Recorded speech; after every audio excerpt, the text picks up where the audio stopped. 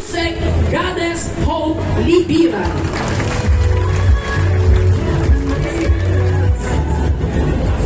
Hello, magandang umaga po sa inyong lahat.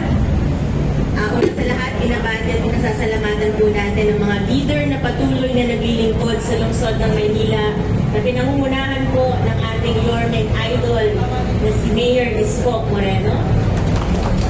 Ito po ang napakaganda, nag-starstruck kayo na kapatidin ako siya ng malapitan, si Vice Mayor Chi Atienza. Siyempre, napakasipag at napakapogi rin na chairman ng MMDA na si Chairman Romando Artes.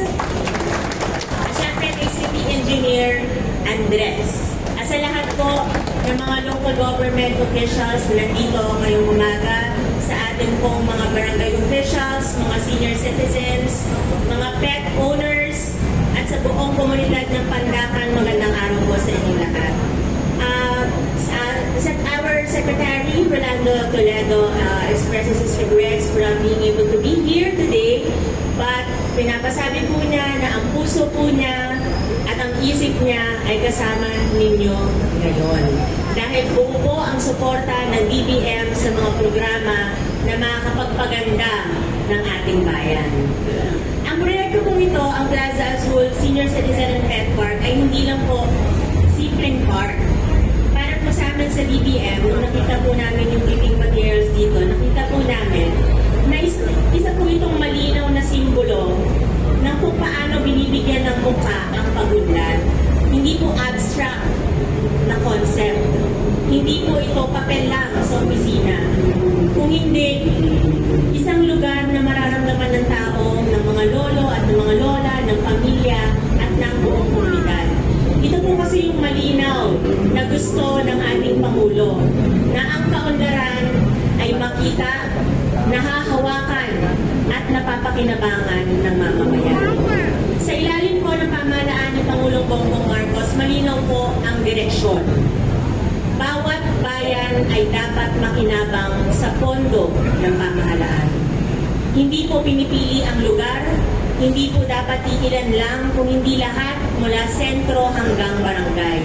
At dito po mahalaga ang papel po ng lokal na pamahalaan.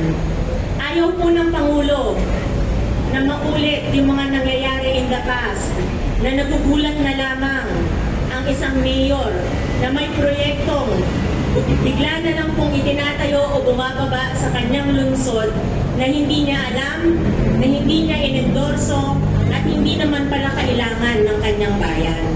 Dahil ang budget po ay hindi po dapat sorpresa. Ang budget po ay plano.